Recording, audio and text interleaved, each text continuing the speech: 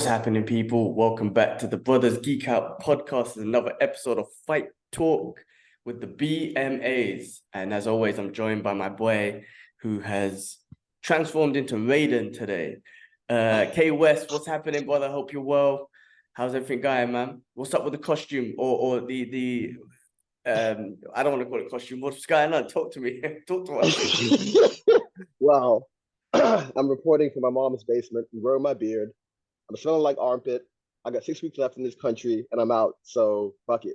I'm gonna play dress up. Nice. Why not? Why the hell not? I'm gonna play dress up.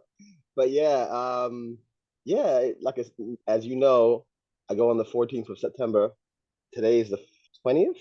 Today's the 21st. So time be ticking.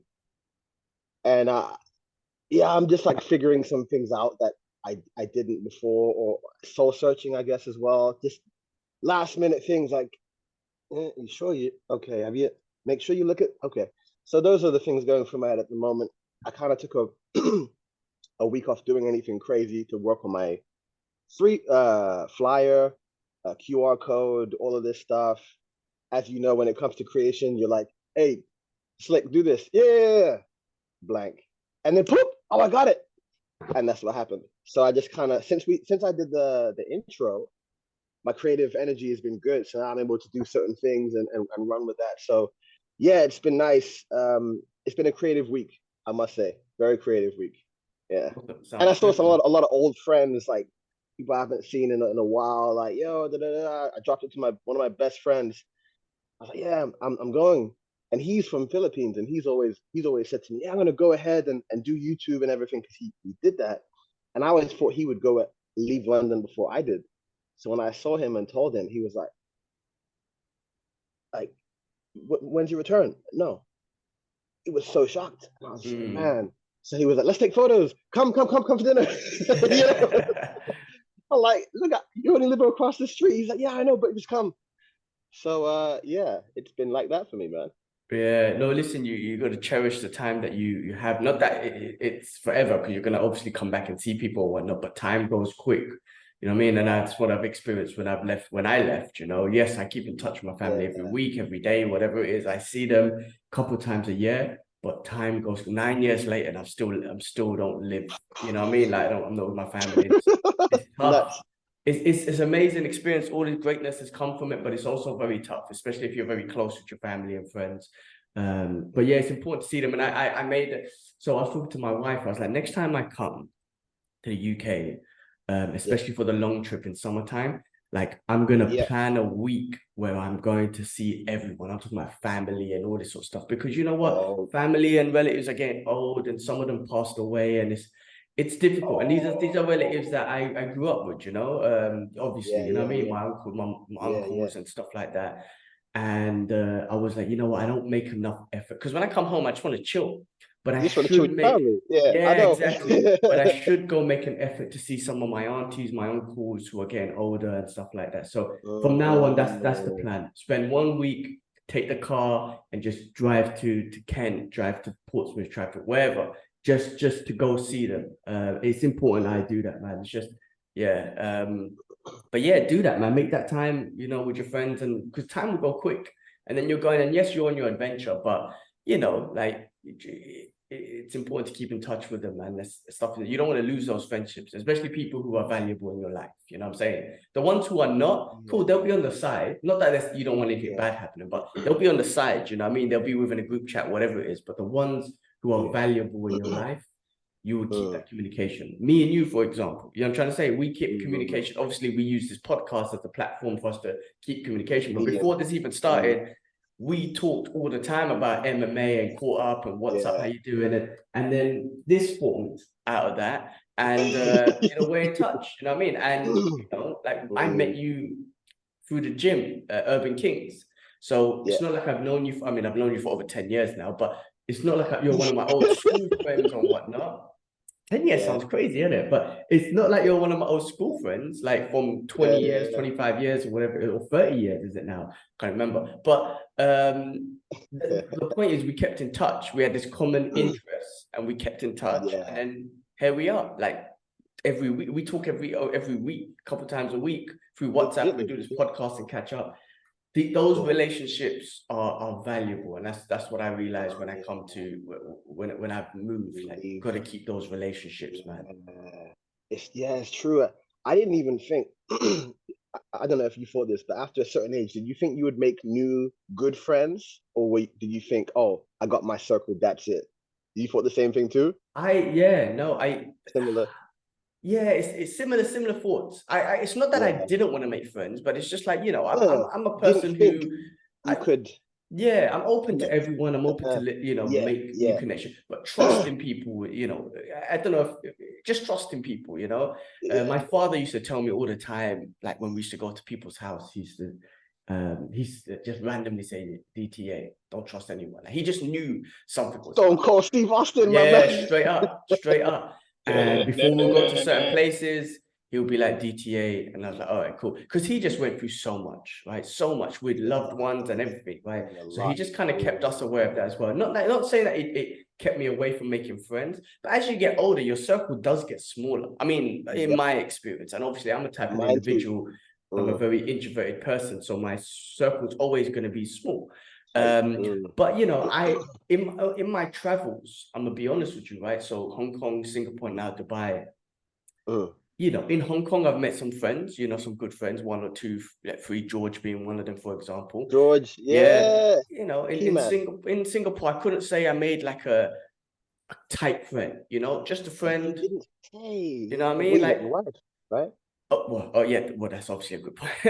My bestest friend in the whole world. Oh shit. Well, yes. I didn't think of, oh shit, I'm gonna get beat for that one. Man. That is terrible. But you know what I'm trying to say, like with the group of friends I met in the gym and all that sort of stuff, it's different. It's very different. It's different. And I'm talking about a friend of someone I could call and say, I need to talk about whatever it is. Not just a friend, let's go out and eat and just the conversation's always just a casual conversation. It's always stuff. Banter and it's always that, but sometimes you need to talk, you know. But I'm still open to it. It just takes me time, you know. I'm trying to say, but I rarely come across someone who I could say that's a genuine best friend. I can't really put a finger on it, but if I was to try and think back, I'm like, who's a genuine close friend that I've made in the last 10 years, you know what I mean? Or how long do I have to go back to say, oh, that was the point when I made my last genuine friend? You know what I'm trying to say? Like, you were 10 years ago. I'm trying to think, was there anyone in between there? Well, George, George was one. My wife aside, she's my wife. That's it. But George was one of them. George, you guys still talk? Of course, yeah. We always communicate. Good. Yeah, he was a stand-up guy, man. Like to take the patience to wait for me to give me the keys and show me A and B and whatnot. Like, that's a good man. That's a good man. He from day one, he had the best hospitality ever. Like, just always looked after people, care. He done that for me, but every time I had friends or brothers coming over and whatnot, looked after them, make sure everyone's okay. Just went out of his way. It's very great hospitality.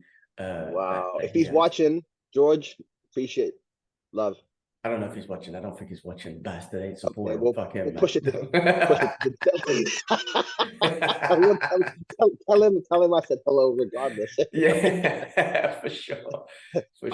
And then with Thailand, so how does the visa process and all that sort of stuff work? Do you have to get sponsored by anyone? Do you just go there and like, how does that stuff work? Because obviously me moving to Singapore, Dubai, Hong Kong, I had to get sponsored by my company. You can't just move here. How does it work in Thailand? Is there a process?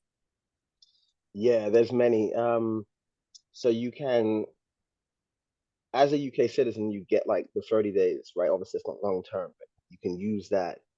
Most people, what they do, they go in and they would do unlimited visa runs, right?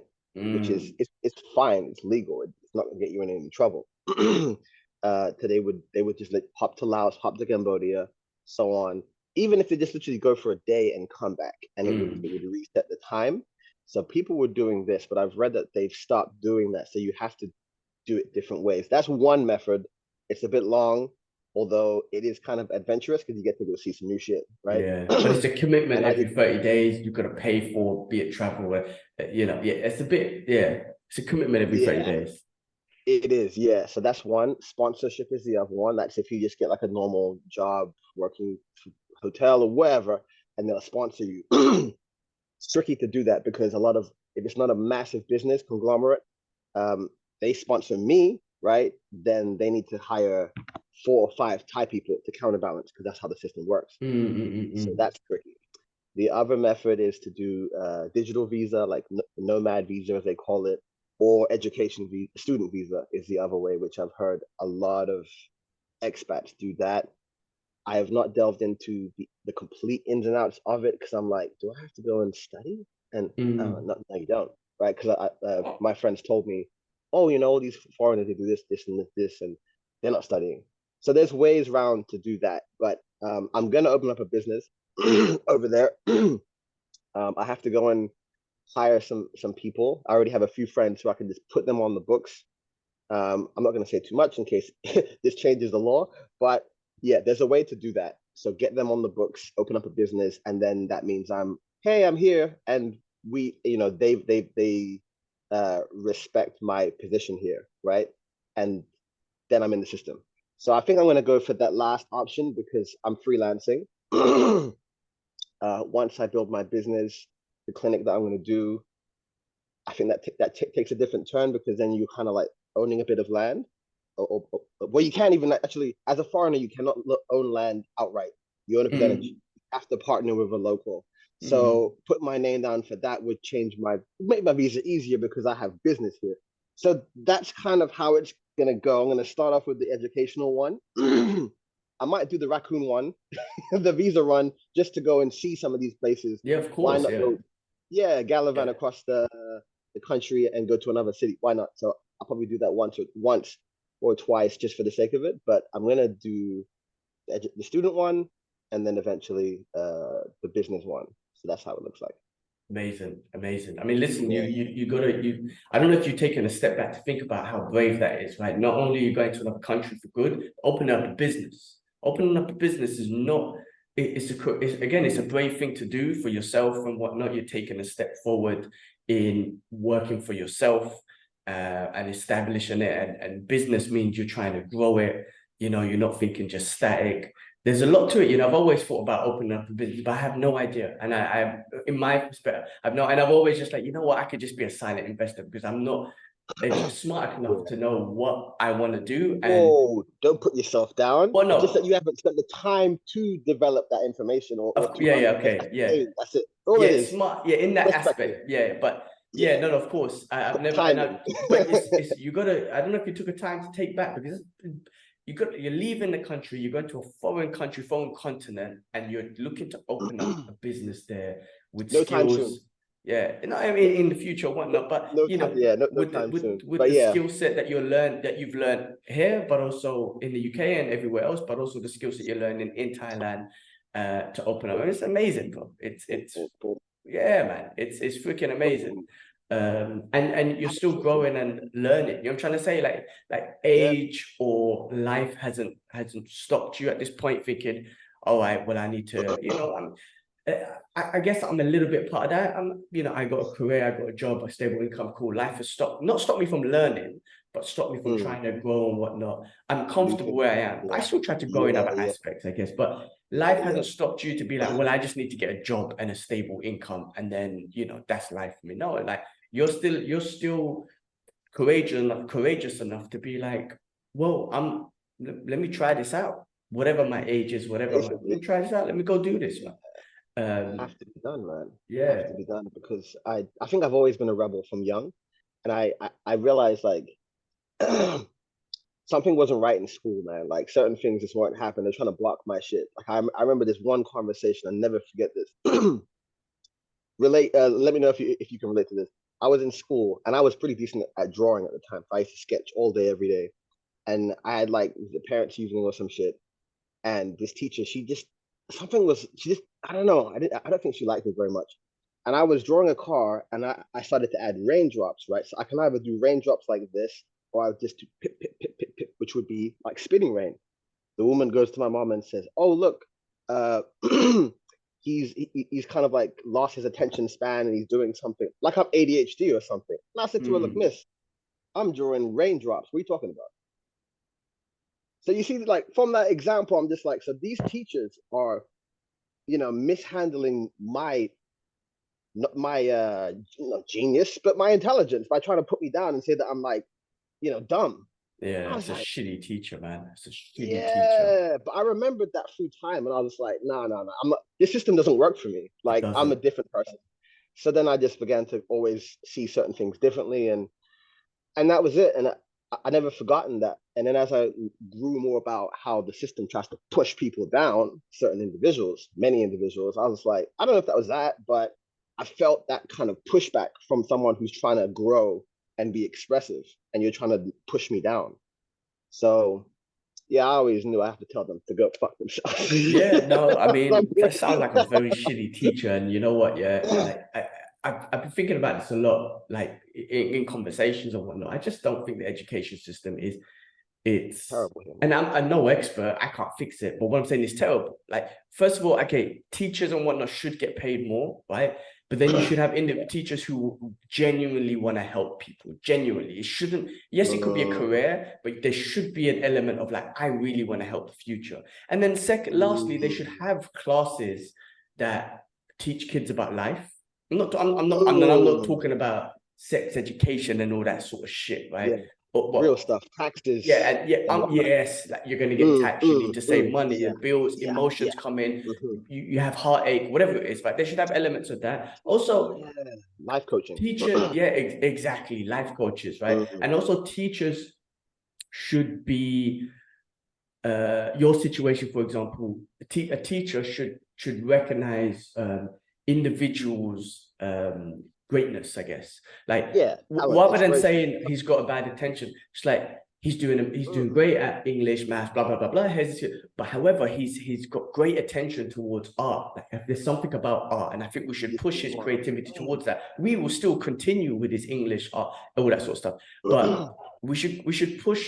It looks like he's got a lot of he's interested in art and drawing and Mm. details and trying to be creative. Let's try and push him towards that, an element of his education towards that. And that's the same with loads of other things. I think loads of people go through that. And I always thought about this, like, you know, ask the like kids don't know. We don't know what the fuck we want to do at that age, right?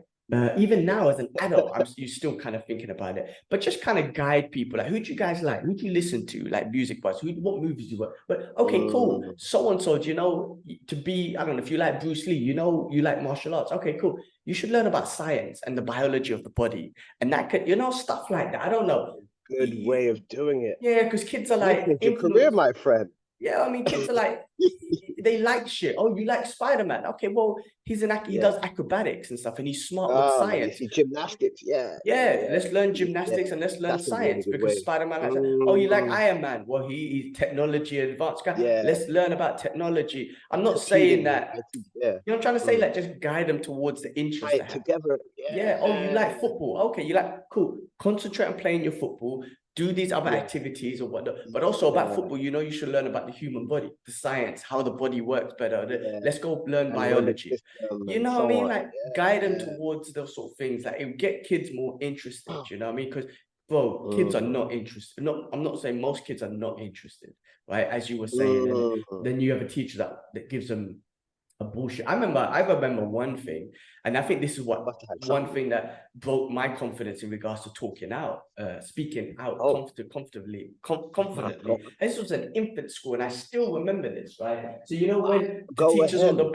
the board and she's got the chalk and she's Whiteboard. writing a math formula or something like that, and she's like, "Oh, who knows the answer and whatnot? Just speak out." And I remember saying an answer. Obviously, it was wrong, and the way she responded was she was like, no, like she literally, and I felt so embarrassed as a child, right? Even if someone done it to me now, as if I was on a work call, I'll feel very embarrassed. But as a child, like, and I was like, felt so embarrassed. And ever since then, I mean, I can't remember exactly, but I think that had something to do with me, like, not wanting to put my hand up and try and answer the question, because now, I always tell people with my team, there is no wrong answer. It's all about an expression of thought. And you know what? Maybe your thought to this answer might not be the exact correct answer, but it could build bridges to what you know, what we're trying to get. Yeah, But very good way. literally that Yeah. teacher was like, no, I felt like a dumb kid back Dummy. then. Dumb. I mean, like, why would a teacher do that? Why would you do that to a child?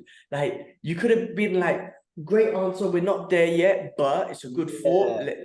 No, Right. like, so, you She know, just shamed you like that. That's just rude, yeah, and man. I feel like all of that has, I think, has a problem with my talking in public skills, you know, even little stuff, which is jokes, but you know, when you're in English class and whatnot, and your friends are laughing at you because they pick you to read, right? And then you can't read, and your friends are laughing at you constantly. I mean, look, that's all. Just the Caucasian. Yeah, yes.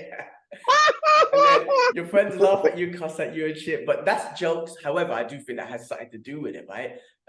Talking in public. But yeah, I heard, you know, going on that, I heard like Rogan talk about it. Like, I think back in the days when you were in public, back in the days, it was because you done a crime or something and you're about to get hung. So it's fucking a nerve. Unless you was a king who was always in public, if you was a peasant in public, you're about to get killed or something. So it was always a nervous sort of thing. Like, you know what I mean? You're about to be beheaded or whatever it is. So there's so much elements to it. But yeah, no, this school system, man, listen, the important thing is, bro, somehow we've got to a phase, and that somehow has got to do with, you know, our upbringing, our friends, our family, all that sort of, got to a stage where we have tried to be creative. This podcast is creative. I mean, like, come on, man, we talk, you know what I mean? Like, we creatively communicate through this and talk about MMA and you know what I mean? So we've definitely moved in a good direction, you know, but it does block a lot of other children, a lot of other people.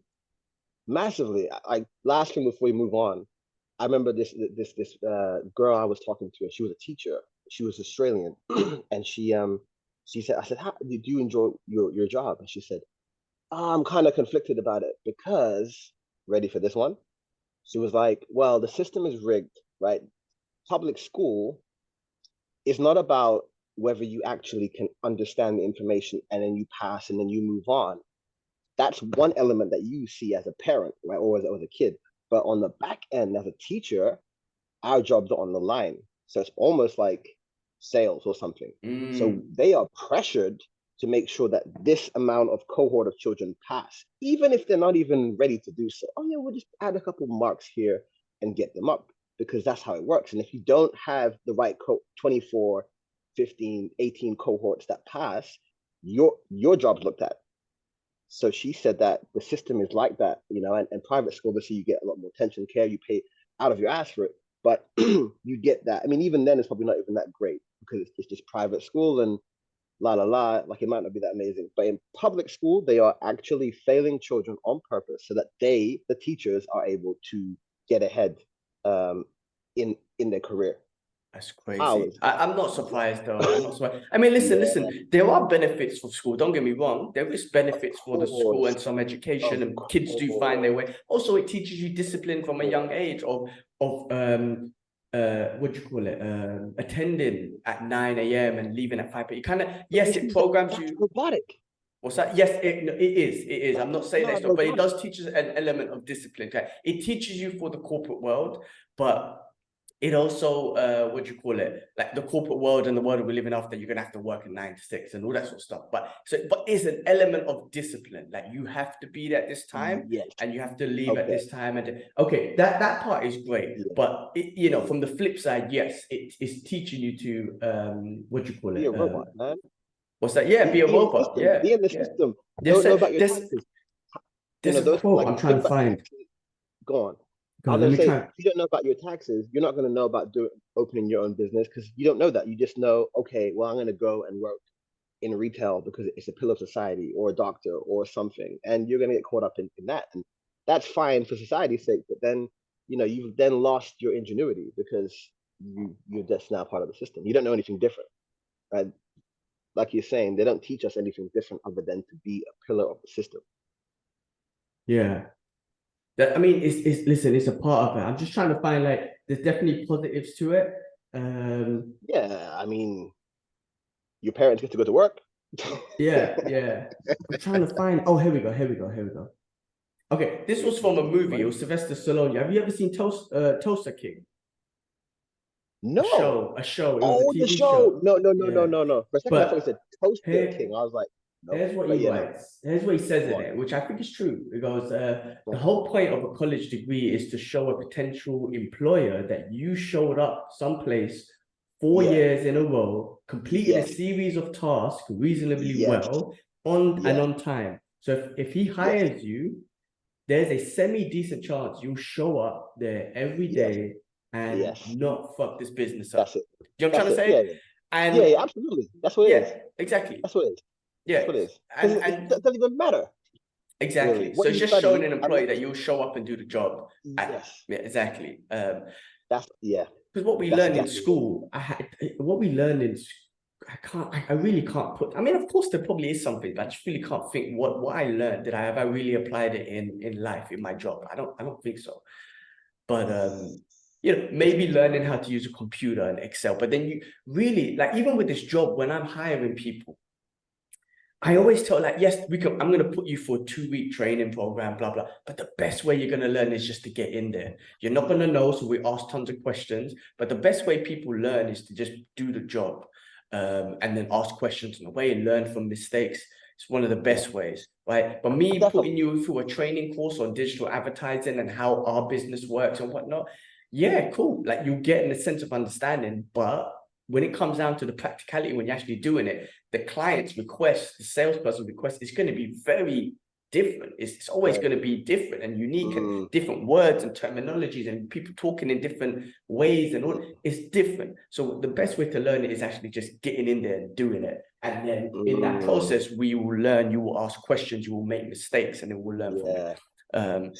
But learn, like, the tests and stuff are very unrealistic, especially because the way they do it, because you're just memorizing answers for 15 minutes or an hour, memorizing answers, plot it down. But are you truly having discussions and really understanding it? I don't think so. You know what I mean? You have, like, no, absolutely. I think like you know, when I've obviously been applying for work recently, remote stuff a lot of the time, and they always give you this like random assessment you have to do, and it's like a objection handling or some kind of situational occurrence that you have to answer. And it's like, I guess they're just doing it to weed out people who maybe don't speak English or don't understand grammar or so on. But it's like, I could do this and still fuck up.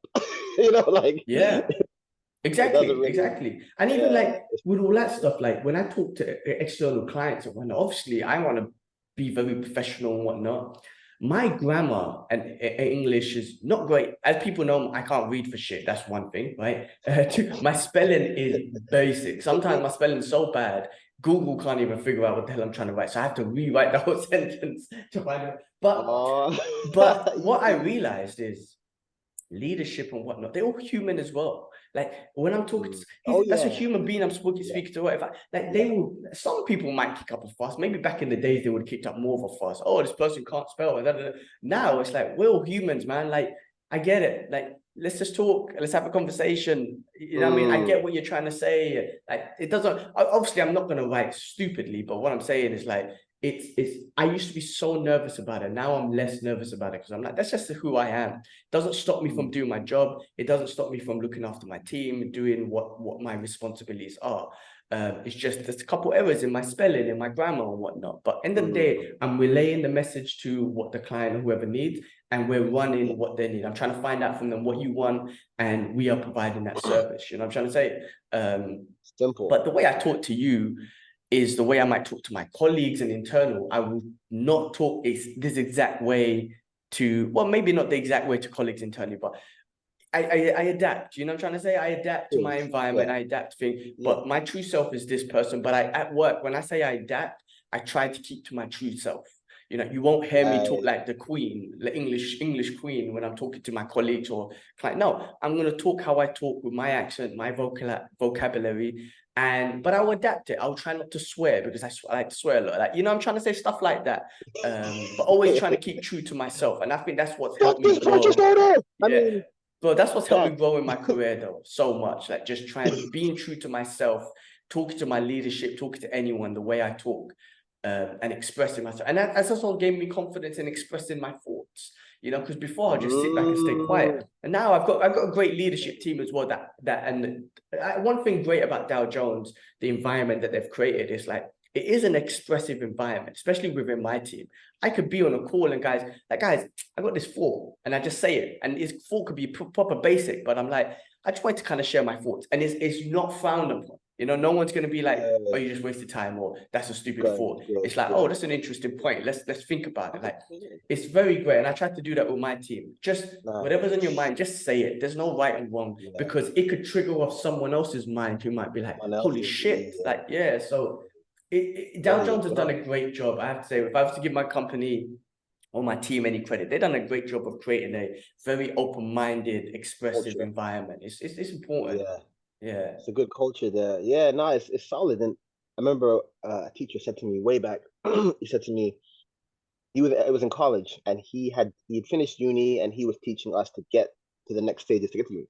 And he said to me, listen, in life, once you finish school, college doesn't care what your grades are. Once you finish college, you go to university, they don't care what you did in school. Once you finish university and college and all that, and you get to work, they may care what you studied, but it's not really that important. They just want to know that you turned up to it and that you're capable of it's a similar kind of thing. And I remember he told me that ages ago. And then as years go on, you go to interviews and stuff. Oh, I see you studied da-da-da. Oh, interesting. Move on. You know, they don't care about this. So yeah, it's facts, man.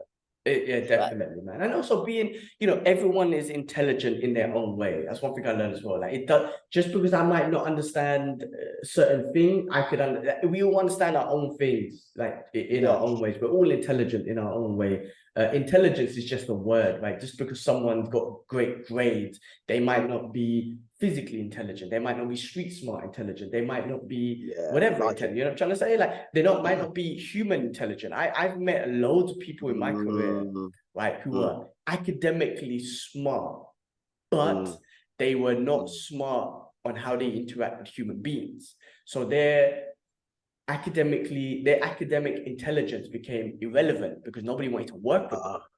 Whereas, you know what I mean? Nobody wanted to work with them because the way they would answer back, the way they would talk is belittling, or they'll try to act too intelligent or express their intelligence. I'm not saying they shouldn't. No, everyone should. But learning to talk to different human beings, because I had that to myself. People tried to belittle me because I didn't know certain things and whatnot. I had a big bust up with someone once. But I was like, but people want to work with me. I'm still in my career. I've grown. Where are you? You're not in the career number because people don't want to work with you. So you had a hard time. People would rather come to me. People, instead of going to you, who they could probably get the answer from, but they're probably going to get belittled or whatnot. They'll just come to me, who they know I've talked to them as a human being, and I might not know the answer, but I'm like, look, I'm gonna go find out for you, and then we'll learn it together. Whereas man, and I that's something I learned a lot, man. Like, use your intelligence to uplift people. Never use it to belittle people. You know what I mean? Like, never. You know, if someone doesn't know something, that's cool. They might know something else that you don't know. You know, reading all these business books and whatnot does not teach you about how to be a human being. You know what I'm trying to say? Like, and that's what, you know, I came across a lot in my career, and I implement that within people. Like, if one of my colleagues asked me the same question 1,000 times, I will answer them 1,000 times. Like, cool, like, listen, don't worry. There's a lot of shit that I don't know or don't remember. And also, you know, like, my team, you know, I look at it, we're the Avengers, you know what I'm saying? We all have our strengths. And as together, we do the job. But one individual cannot do all of it. You know what I mean? Like, we're the Avengers, man. Everyone has the advantages. I'm supposed to be the Nick Fury or the Captain America, the strategic guy who kind of delegates and But I still don't even see myself that way. But the point is, by ourselves, we won't be able to accomplish shit. Together, man, when we brainstorm and we handle business, that's how it is. You know what I'm saying?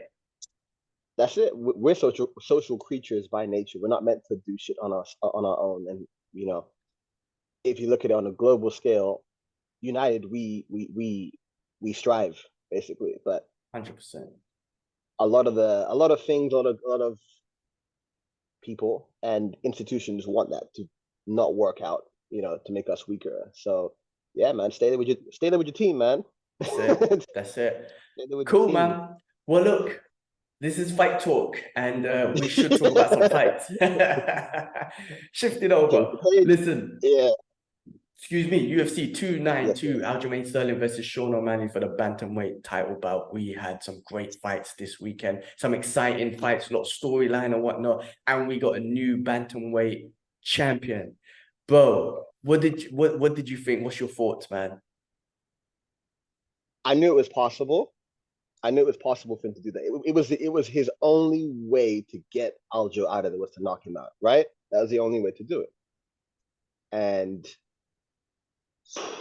I think like the undoing of Aljo was the end of the first round because he couldn't do anything, right? He was getting fainted. I got a more appreciation for Sean O'Malley. Let me put that out there because of watching Bruce Lee and all the other footage that's come out and just watching his movement and stuff. And I was really studying what he was doing, and he was putting up a very complex puzzle for Aljo, which was great. But obviously, Aljo got him at the end and got him in a single leg or something uppercut the cage. And I think there, Aljo thought, okay, let me go with more aggression. Boom. That was the end of that. That was the end of it. But it was perfect. It was almost Jose Aldo Connor. Almost perfect. The slip back, counter right, bam. And obviously Aljo was ducking his head, so momentum went against him, and it was one of the most perfect knockouts you'll ever see. And it was so Jose Aldo Connor-esque. I mean, there's nothing else out there that's that similar. The same technique. Obviously, it's the right hand. It was so smooth, slick. Nothing you could do about it. It was amazing. I didn't see that happening. I predicted Aljo would win on a wrestling dominant grappling. Do it. Whatever happened at the end of round one, I thought that was happening for. I thought that would happen for the whole fight. But then I agree. I think O'Malley's movement is what caused Aljo to be a little bit sloppy. Like some of the striking was I felt like sloppy and rushed. Yeah, he reached over. Yeah. That was the problem. You see, he overreached. He fully extended like arm over the knees and over the toes. he was way out of his comfort, way out of his zone. He did the same thing to Petro, but Petro didn't counter it.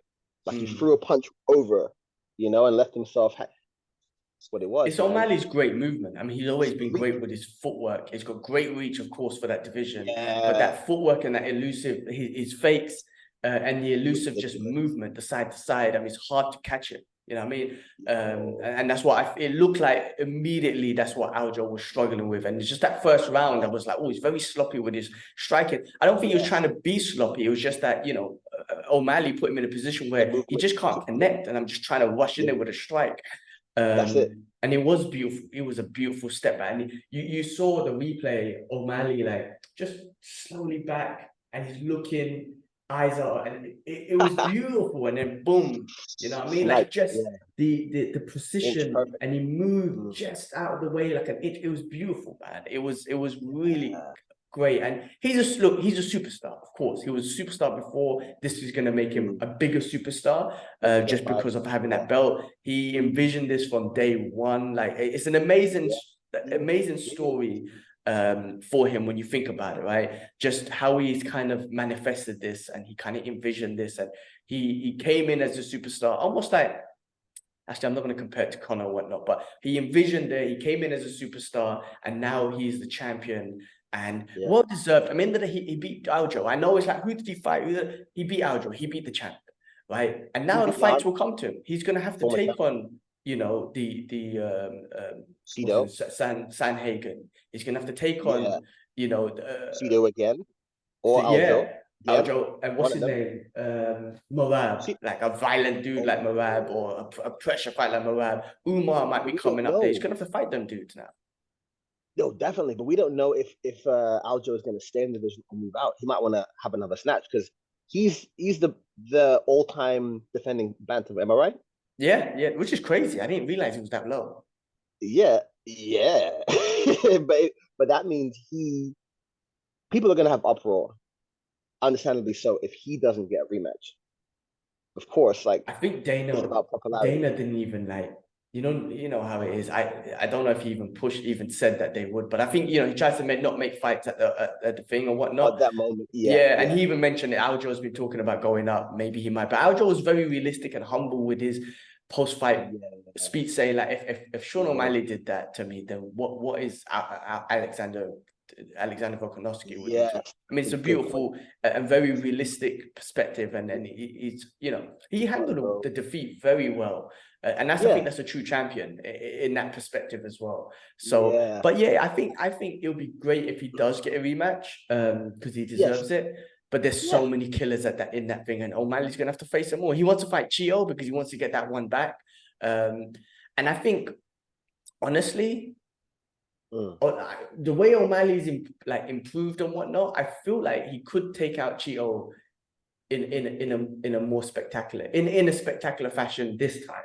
Last time he lost, straight up he lost, but I feel like he might be able to take out Chio with his skill set compared to then to now.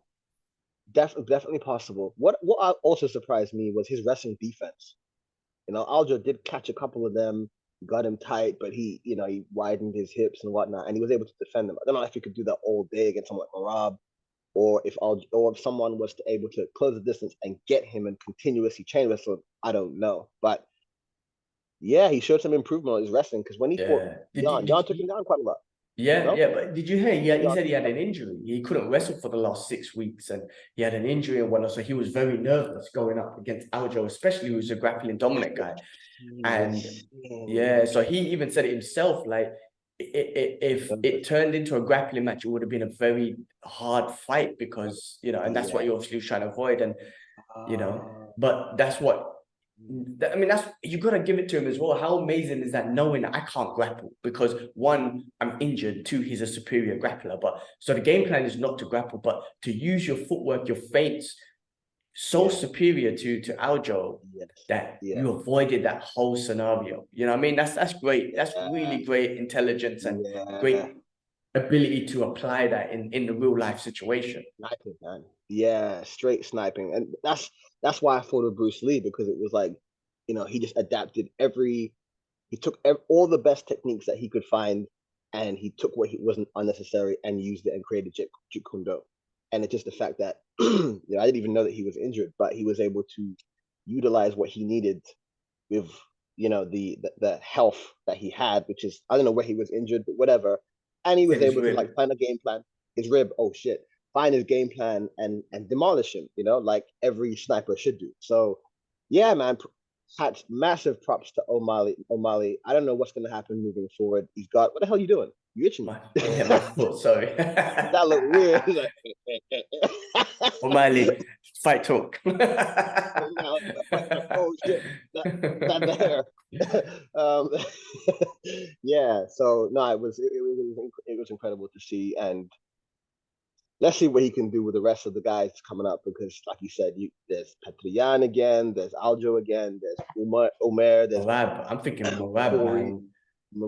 So he's gonna have to evolve on a next level to be able to avoid them massively. His grappling is gonna have to be sharper.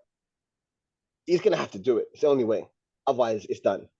It's gonna be like Pereira at the top with all these wrestlers. You have the belt. You fought Izzy. You beat Izzy, and all the other the fighters are mainly wrestlers. Like, you need to change your shit. That's it. And Aljo and Marab are obviously close. If Aljo doesn't get the immediate rematch, obviously he's going to push for Marab, and he's going to tell Marab, go get him for me, man. Go get him for me. And Marab's got a very good story. What's up, sorry? That's a good story. Yeah, for sure. And Marab's, like I said, got this crazy forward pace. Obviously, Sandhagen's up in the mix. I mean, he's definitely deserving, but he's injured as well. So maybe because of all the injuries, because Chio did win. We'll get to that fight later on, but he did win. So maybe because of all the injuries is going on, maybe Chio does get that rematch, and Sean O'Malley's pushing it. Sean as champ, I guess.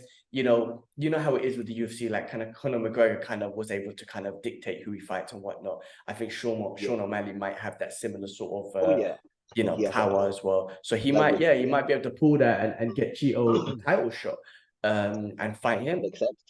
They called each other out already, didn't they? They said something about December. Did they? Did you hear that?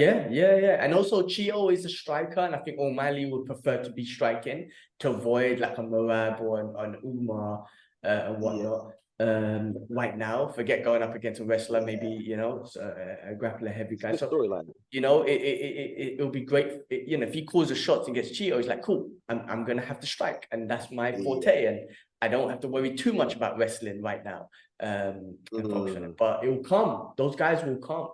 Those guys will come, yeah, and they're gonna go hump your leg. I mean, they're gonna wrestle you. Yeah, I mean, you know, and the wrestling that we're talking about, you know, with Morab, with Umar, it's wrestling to some serious ground and pound. You know what I mean? It's not just laying on you. It's wrestling with pressure and groundage and poundage, man. Seriously. Yeah. It's not no Corey Sandhagen versus Rob Font situation. You're getting. I'm gonna punch you into the mat.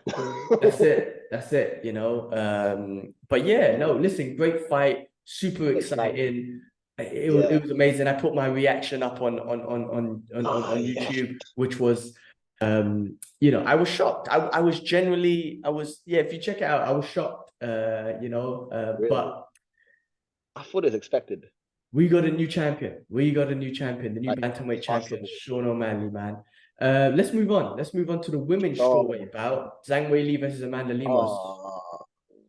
We think, man. I mean, that was pure domination by Zhang. You see, that fight was not even talked about. You see how like unpopular that fight was. Like it just. Did you not notice how like little? You said that. You said that last week. Yeah, and even Chael Sonnen talked about it as well. Like, not that me and him are friends, but we sometimes say the same shit. And he was saying that fight's not talked about much, and it wasn't. And unfortunately, because it was so dominating. You know, obviously Lemos has great hands, power, and so on. But Wang Weili, she got the full package. She got the movement. She got the wrestling. Nothing happened, and it was a complete closeout. And Zhang Weili's training footage is amazing. I always love watching it because she does all these different kind of things and whatnot, always training hard.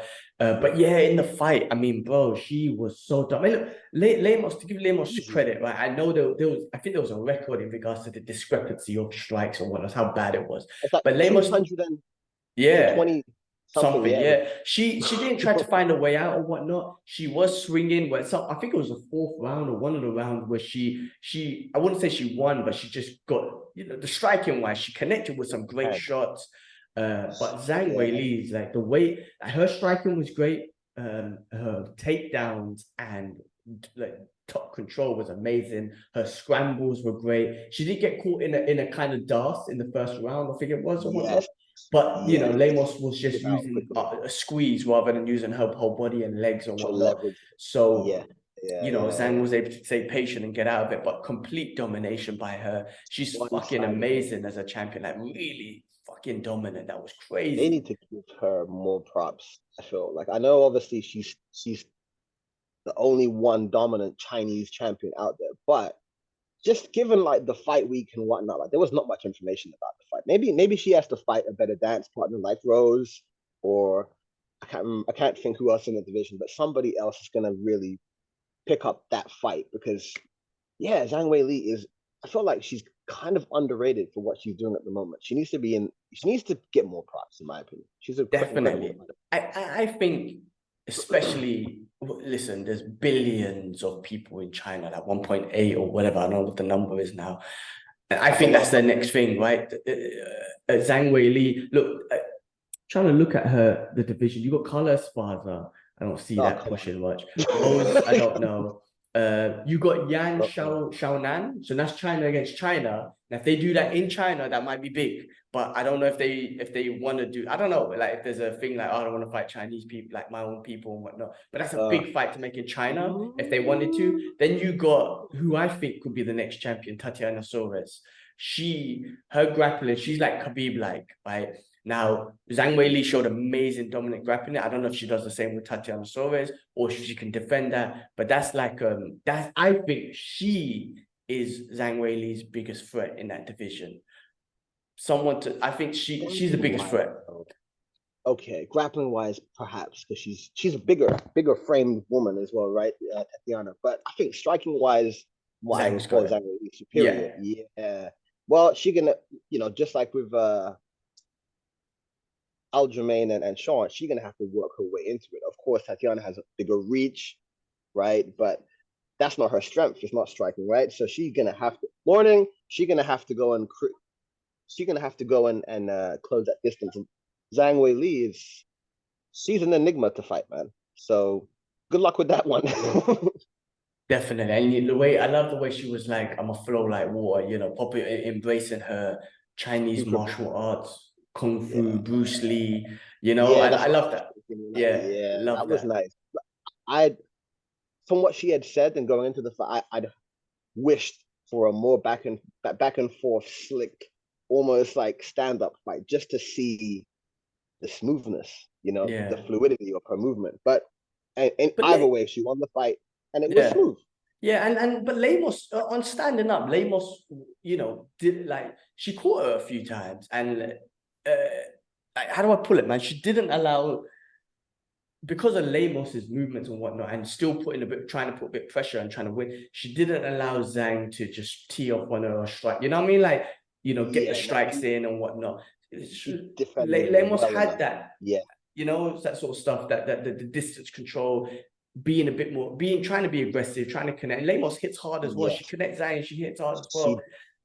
So Yeah, you know, Zhang found the way to win, which was grappling, and she done it in dominating fashion. Absolutely amazing.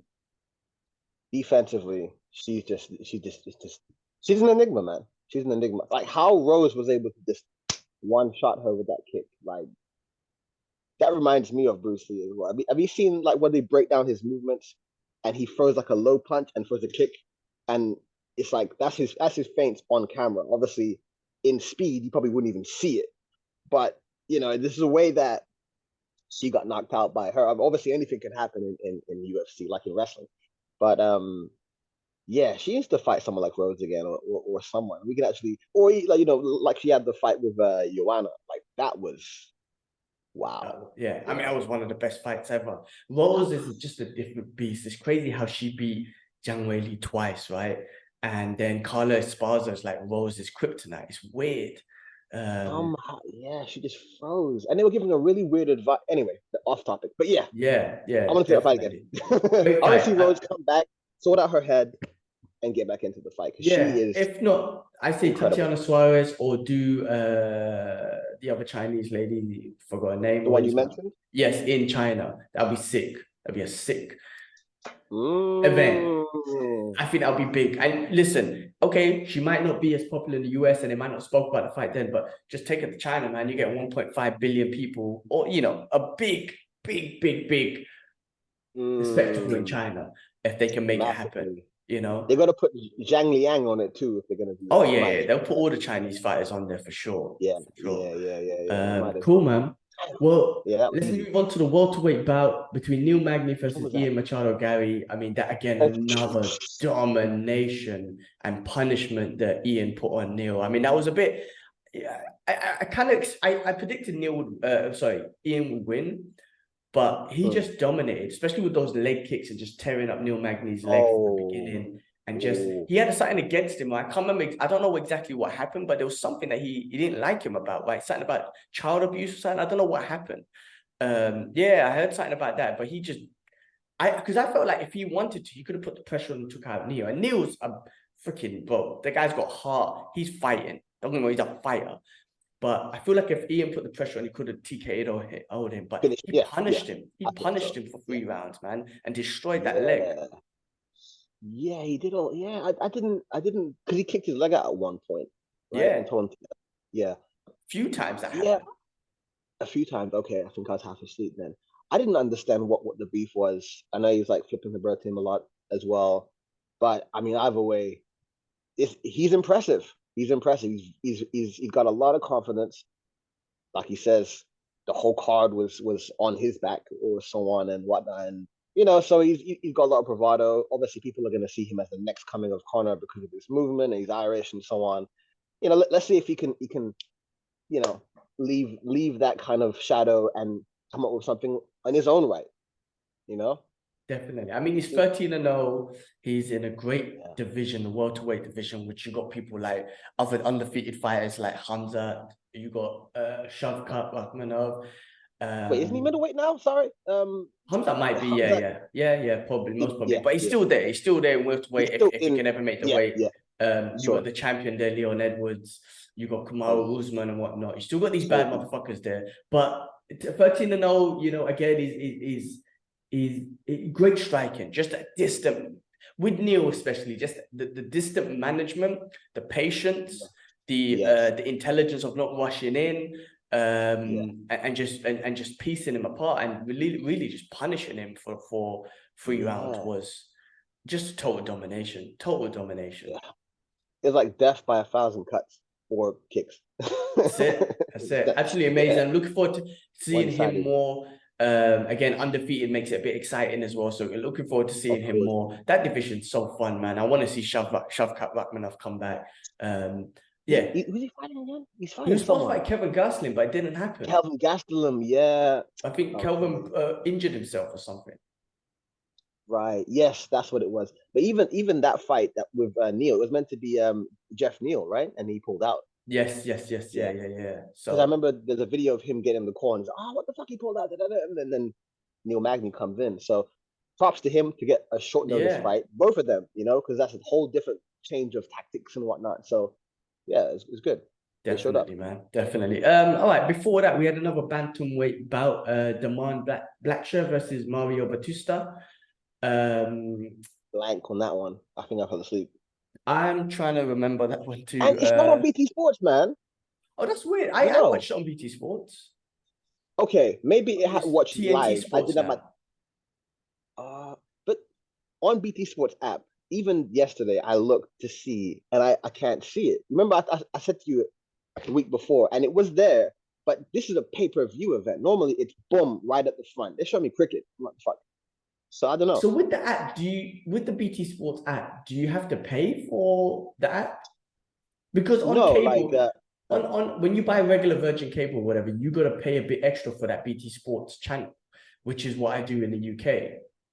got you. See, my friend, he already does it. I just have his login, right? Because I'm a cheap motherfucker. Yeah. So I just log in and watch the fights as normal, right? I didn't get I left my tablet and stayed somewhere else on the weekends. I couldn't watch the fight live, which is why I told you.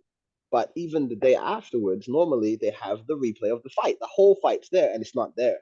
So Oh, maybe I today don't it'll be know. there. I'm not sure. I don't know. I mean, because it sounds like my fight pass, for example. When I had my fight pass in Singapore, I could watch the fights live, and a couple of hours after the fights, they're all there. But in UK, in Dubai, fight pass doesn't show the fights I and think whatnot. maybe to change something because literally it would be there hours later or even half an hour, it would be there. Yeah, Now, day after, it's not. But the last time when I told you, it was the Monday, so today, and I looked and it was there. So maybe those fights will be there. Anyway, go on. yeah. I'm trying to remember this fight, but I feel like if I remember, it looked shit, man. I'm really going blank. There was Can't a lot fuck of it. We just go to grappling, thingy. wrestling that's going. Cheeto. A lot. What's that? Sorry. I said if you can't remember, fuck it, go Cheeto. Yeah, But no, I'm thinking of doing that's a that. more relevant story, to be honest. It's It is, but I don't want to disrespect the fighters, go right? on. If you But remember, go for it. I can't remember, man. Shit, man. I can't remember, man. Listen, this is why me and you can never work in the industry, bro. In the will, could you? Listen, I'm This is not good why, at script or reciting nothing, so it's just dead. yeah. This is why we can never work in the industry. I was talking to Kibler about that, Yep. about movie reviews and whatnot, and he does them so good. And I'm like, bro, I'm never doing them again because I can't. First of all, I can't read people's fucking names. Secondly, in a short clip, I can't do it. So, like, I can never work in the MMA industry, or I'll never be in anything. But this is perfect as it is anyway, because this is a true expression of our Good thoughts. medium. But okay, let's move on. Let's move on. Let's Basicality. move on to Chito Vera versus Pedro Munhoz, which was again, it builds a storyline. What's up? I'll tell you after. All right, which builds a great storyline towards the possible fight between Chito versus Sean. Chito, normally he's a slow start, but he found his range in this one.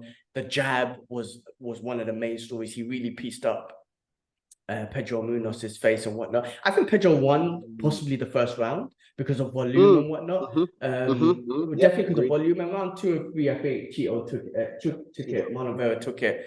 But it was that jab. He's got a great jab that he was able to establish against Pedro. But Pedro always had that great pressure and movement and trying to keep up a fast pace, you know. It's just that the jab was way more effective than all the pace that Pedro was putting on. Yeah. He solidified distance, worked off the jab. He wrestled him a little bit, didn't he? Wasn't that a little bit wrestling?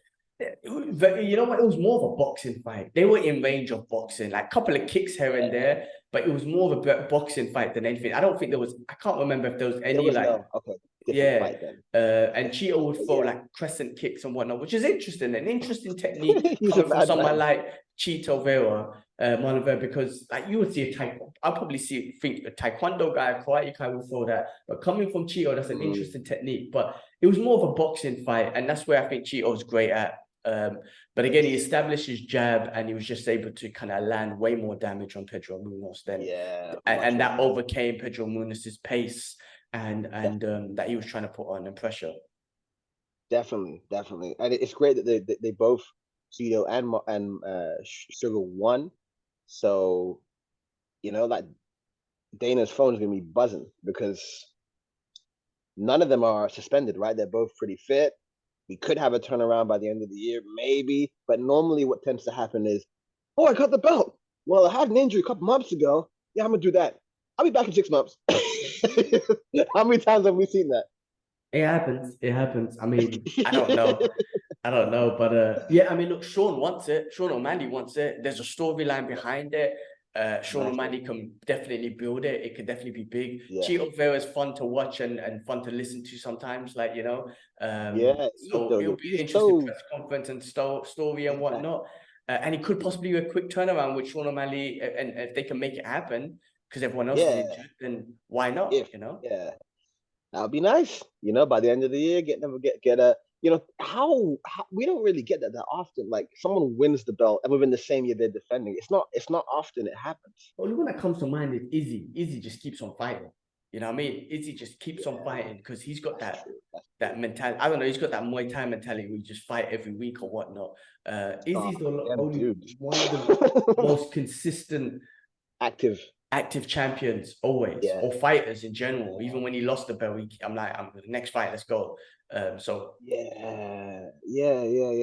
Let's see. I mean, I really do. I like when the new champion comes in and they often talk about being consistent. You know, I'm going to bring consistency to the division and so on and so on. So let's see, because like we're here to see fighters fight, and that, you know, it's not boxing where it's just like, oh yeah, I'm going to hold the belt.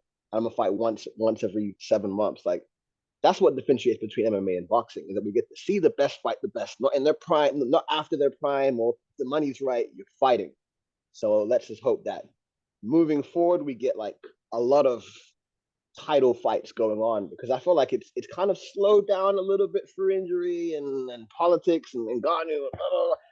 Hope we get congruent consistency from now on. Yeah, I mean, look, you can never get away from the injury bug. When it happens, right? But yeah, definitely. But yeah, we'll see what happens, man. Look, the only other fight I watched half of, because I woke up early to catch the fight. I don't have my fight pass anymore at the moment, so I have to watch it live now. So I'm kind of almost like you, but I can't be. I'm 3 hours ahead of Europe, so you know, you guys got it tough. Anyway, Chris Weidman versus Tavares, the return of Chris Weidman. From what I saw and what I heard after, like his leg got chewed up. Not the one that was broken. I mean, obviously that's healed, but I think he tore MCL and ACL and all that sort of stuff. Tavares was given a lot of leg kicks. He tore it again. Yeah, he's got more injuries again. Yeah, like on that leg. Because I thought in a wheelchair. Yeah, his legs fucked again. His knees fucked again. So it's just a shame. I thought it would have been a heavy wrestling fight from Chris Weidman. I didn't. Yeah. Listen, I caught that fight right at the end. So I didn't know if he was trying to engage it much, but Tavares was able to kind of piece him up with the leg kicks, as far as I heard, and whatnot. So Chris Weidman, maybe he should just retire, you know? Like, it's tough, man. Age, that injury, the tons of injuries he's had, he's maybe just hang it up, you know, rather than going through more of this, you know, like. Mm. The guy was on the highest highs. He beat the greatest of all time, Anderson Silva, twice. He won the middleweight champion. I mean, you've had the most amazing career and the most and definitely Hall of Famer because of what you did. Like, why not retire? You know, or try and ask for an easy fight. Like, you know, what you're thinking, win that and then retire on top. That's not too bad. Not too But bad. that's cheap. That's cheap. That's just, you know, I'm a bitch. That's probably what I would do. But a real fighter like him will probably know, nah, I want the hardest fighter. So anyway. Well, he got fairly good competition in Brad Tavares, and yeah, like you said, maybe Father Time has got him, and he should move on. I think I saw something somewhere saying, I think Dana said like to him, like, you know, please retire. Yes, on the post fight interviews, press conference, Dana I would say that's what he said his advice would be. Just please retire. I think I heard that. See, both them Long Island boys, like, yeah, man, him and obviously Aljamin, like that whole camp just got a blow. There was a video after, I think it was like, I don't know why they do this, but it was like in the locker room of Aljo. I know we're going back to this fight, but just briefly. And it showed Ray Longo and all them other guys in Marab, and it was just like so solemn and grim. Obviously, they've lost, right? They've spent all this time to camp, paying people money and nutrition and whatever. And yeah, it's quite sad to now see possibly that Weidman, because obviously they're part of the same team, Weidman and Sarah and all that. So yeah, end of an era. But you know, let's hope that they have a great story in that camp.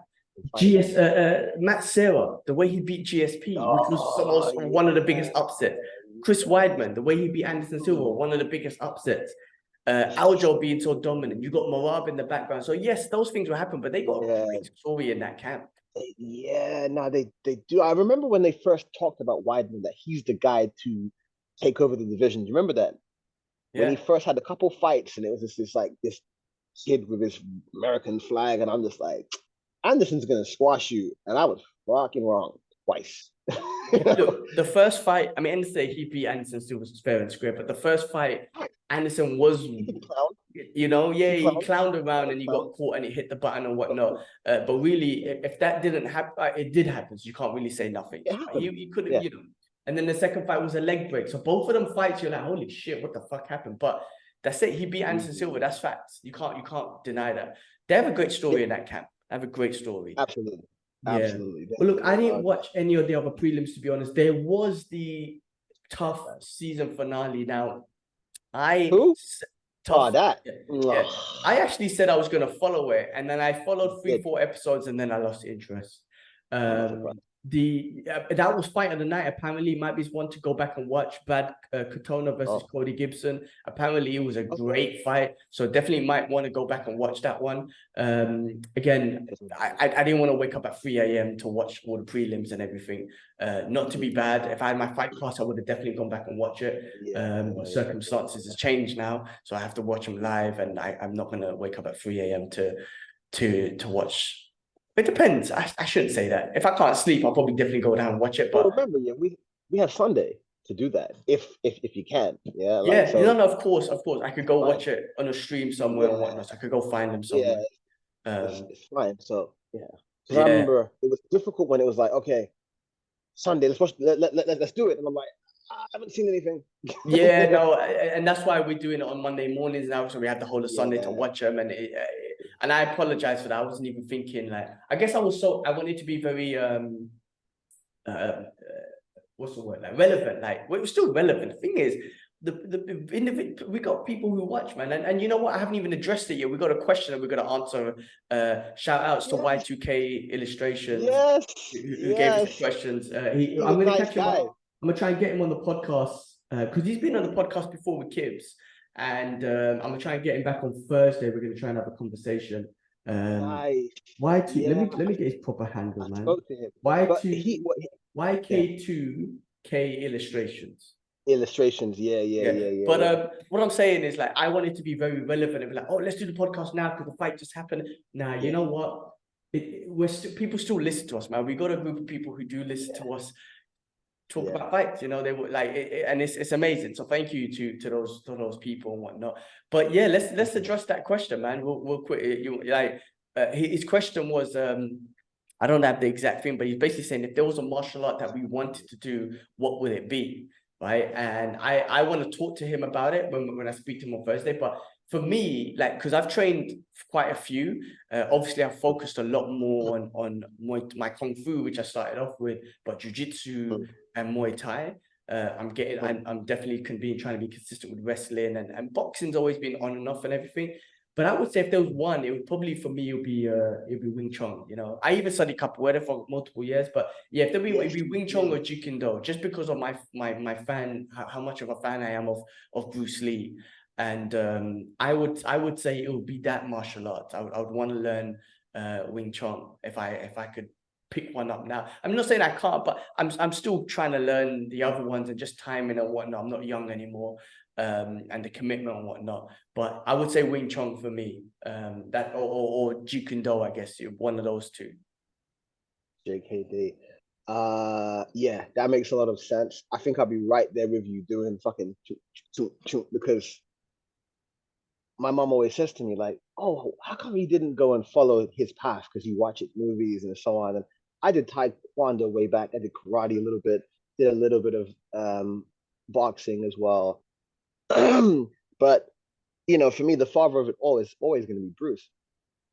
And yeah, so like, you know, obviously watching the Ip Man movies and seeing the flow and the punches and chains and intercepting fists, that whole ideology has always been really interesting. So when you know when you watch a movie and you're like, oh my god, he just used Wing Chun, or Tony did a couple Wing Chun, and you're like, oh shit, like so it always kind of goes back to the base of that, and I just haven't got into it yet. So yeah, it would be that too. It would be Jeet Kune Do, Wing Chun, somewhere in between. Yep. Definitely. Well, look, I'm gonna hopefully speak to him this week.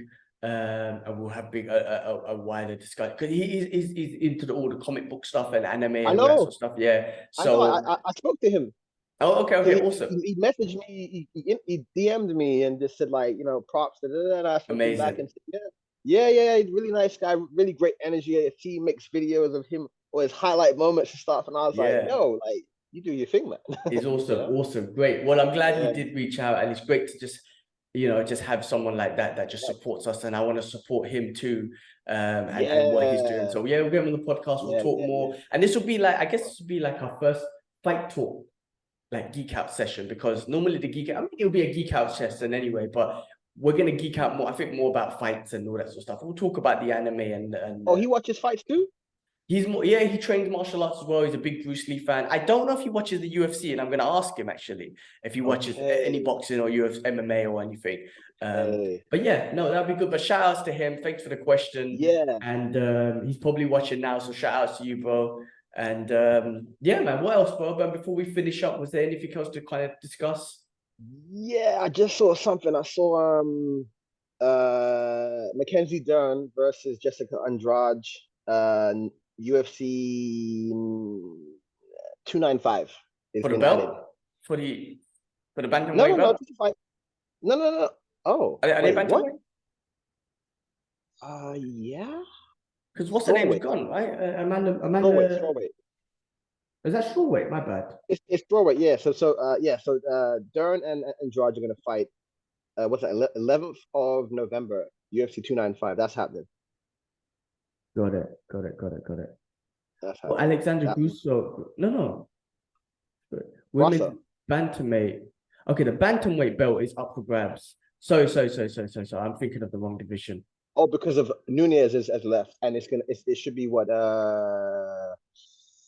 Juliana Pena against someone. Yes. Okay, that hasn't been confirmed yet. Okay, Jessica Andrade versus Mackenzie Dern. Got it. Okay. That's confirmed for UFC 295, November the 11th. Is Mackenzie Dern even ranked? Her last fight was amazing against what's her name, man? The Muay Thai fighter. I don't remember if I've gone blank. Her face is in my head, but I've gone blank. She should be at least top 10 now, no? Mackenzie Dern. Why can't I see her in this division? Let me check a different division. Mackenzie Dern. Oh, I see her under the strawweight division in yeah, you said I strawweight, mean, didn't you? I did, yeah. Mackenzie Dern versus who did you see? Sorry, I'm going blank now. Jessica Andrade. Because I'm seeing Jessica Andrade's name under the flyweight division. But maybe because Andrade, I think Jessica Andrade, I believe, has gone up and down. So maybe she's going up and down. Angela Hill was the last fight I was talking about. Mackenzie Dern. She pieced up Angela Hill bad. Saw her name there. Yeah. She did. That was a really good stand-up fight, wasn't it? More stand-up. Yeah, you know what? She's freaking. I forgot about her, man. Who? Mackenzie Dern. She's an exciting fight for Zhang Weili as well in the future if she can get past a few more opponents and whatnot. So She she's is possibly grappling exciting as wise. well. Yeah. Yeah, grappling wise. She has some decent power. I remember she knocked that girl out, although she was overweight at the time. Yeah, her jiu-jitsu's sick. I mean, the best, probably the best in the female, like in regards to what do you call it? Fucking championships or whatnot. She's got the best jiu-jitsu in for the women in the women's division or whatnot. Oh, she's brutal. Credibility or what's the word I'm looking for? But yeah. Okay, cool. That's a good like fight. Prestige or like caliber. Caliber, yeah, I guess caliber is the word I was looking for. Yeah. She is definitely the most decorated BJJ practitioner in that division, or in women's MMA, maybe I don't know. But anyway, she's an animal. That's happening 11th of November. So that was the reason for the. Okay. Cool. Like that. Let me check what's happening next week before we. Oh, next week. Go on. You said, go on. What do you see? The nephew of WWE legend Hulk Hogan gets smashed in opening round of MMA fight. Oh well. Okay. I mean, it's just opening fight, man. Give the guy some chance, you know. Just because he's Hulk Hogan's nephew don't mean anything, right? Let the guy build himself up, right? It's you know what I mean. It don't mean anything. Hulk Hogan kind of lost a lot of shine for me after he started bashing certain members of the world, you know, just because of the color of their skin. I was like, oh, did he? Yeah, I didn't know that. Yeah, man. That's why they even took him from some of the games once upon a time because he wait. Racial remarks. Wait. When was this? Recently? Nah, man. It was a good while ago. What did he say? This wasn't a Hulk Hogan act thing. This was a real life thing. What did he say about who? This was like about brothers, man. Like talking. I think he was talking to his daughter, Kelly. Forgot her name, and he was like, "Oh, I don't want you to date any of these like black guys because this and that." And like it was like quite derogative. Yeah, man. And the WWE cut him from wrestling, and he probably lost some deals. They brought him back eventually because he is WrestleMania in a sense, but they did cut him for a while. So that meant he lost revenue and so on for a couple of years. Yeah, I had no idea. Anyway, damn, I had no idea about that. All right. Because I heard he had like affairs and shit or recently or his wife. But anyway, let's not talk about okay. Next week we got another fun fight. We got a very fun fight. Max Holloway versus the Korean Zombie. So that's enough of fun one. Finally. Anthony Smith versus Ryan Spann. Giga again. That's two, no? Yeah, they fought before. Have they? Yeah, man, they fought. Check it. They fought before. They fought before. I can't remember who won, but they did fight before. Yeah, we got Giga. You see, submission. 2021. Sorry to cut you. Who submitted? Who won? Who? Oh, Anthony Smith submitted Ryan Spann in the first round, 3 minutes and 47 seconds. Okay, all right. Well, rematch, I guess. Yeah. Go Alex Casera versus Giga Chikadze, who's got great kickboxing and the guy from Georgia. He's freaking amazing. Yeah. Somewhat. Yeah. Next week we've got some fun fights, man. We've got some fun fights. So we've got some more fights to talk about next week, which would be good. To beat him. Yeah, Giga was on a roll, and then Calvin Kattar put him down, and kind of like killed the hype a bit. Yeah, I remember that. Yeah. Cool, man. Okay. Well, look. On that note, man, let's call it there, man. Another episode of Fight Talk more fights to talk about. We'll be back next week, as always, with more fights to talk about. But bro, appreciate the time. Appreciate the hype. Yes, Great man. card, new champion, exciting Oh man. times. Oh And man. we'll What catch up happens soon. next? No doubt, man. No doubt. Thanks everyone for listening. Yeah. Let us know what martial arts you guys want to train. You know? That's it. Let's get this picture. Awesome. All right, people. We out. Peace.